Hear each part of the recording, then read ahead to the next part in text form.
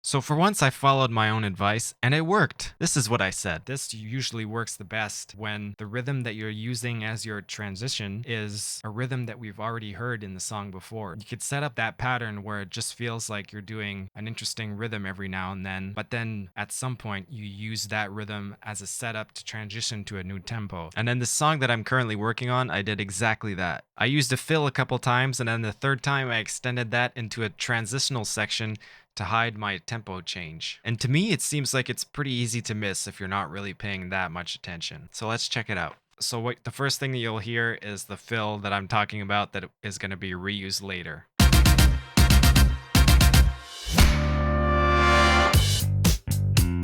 So you get the idea. So this little thing is what we're talking about when I say the fill. The pre-chorus leads back into this little fill again.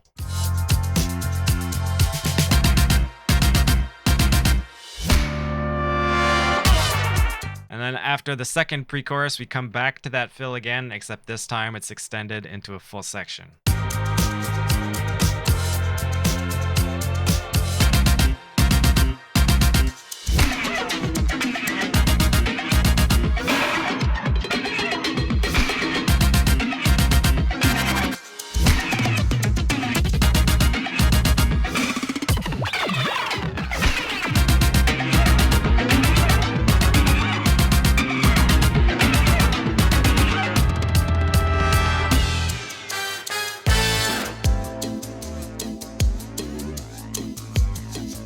So the metric modulation that we're doing here is dotted eighth note becomes the new quarter note. So the dotted eighth note happens to be half of the length of time of our little fill here.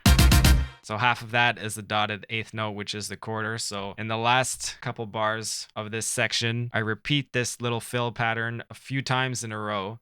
Change the meter to 3/4 so that the pattern just lands on the beats all the time. And then at the end, the drums start to imply the dotted eighth notes, which are the new quarter. So I'll just play the drums and the click, and you'll see that towards the end, the drums start to accent the dotted eighth note rhythm.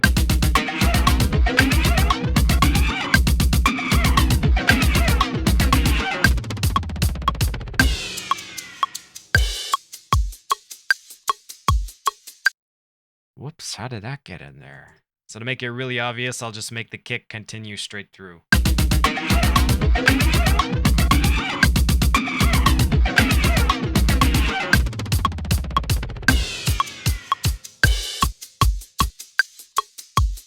If I play it with everything now and I start it from earlier, you'll probably forget or not realize when the tempo change is actually happening.